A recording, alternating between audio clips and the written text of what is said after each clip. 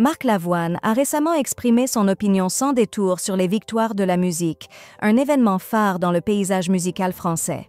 Ces récompenses, qui existent depuis 1985, sont souvent perçues comme un tremplin pour les artistes, et plusieurs figures emblématiques, telles que Jean-Jacques Goldman et Mylène Farmer, y ont reçu de multiples distinctions au fil des années.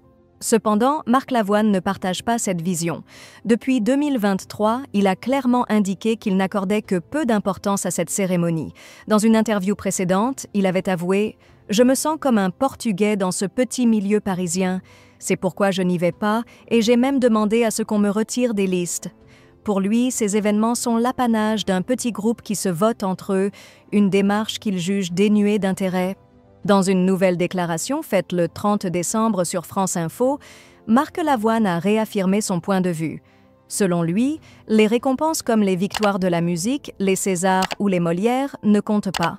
Il a précisé « Je ne cherche pas les compliments, mais il est toujours agréable d'être apprécié. Cependant, je trouve ridicule d'être désigné comme le meilleur acteur ou chanteur. » L'artiste, qui a pourtant été récompensé à plusieurs reprises au cours de sa carrière, préfère ne pas se laisser influencer par ces distinctions, soulignant que ce qui compte pour lui, c'est le respect et l'amour du public. Il n'est pas le seul à se démarquer de ces cérémonies.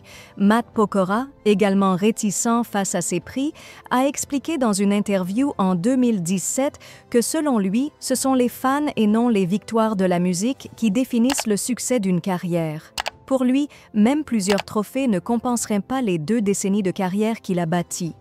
En somme, ces artistes démontrent que la reconnaissance du public reste la plus grande récompense, bien au-delà des honneurs remis lors des grandes cérémonies.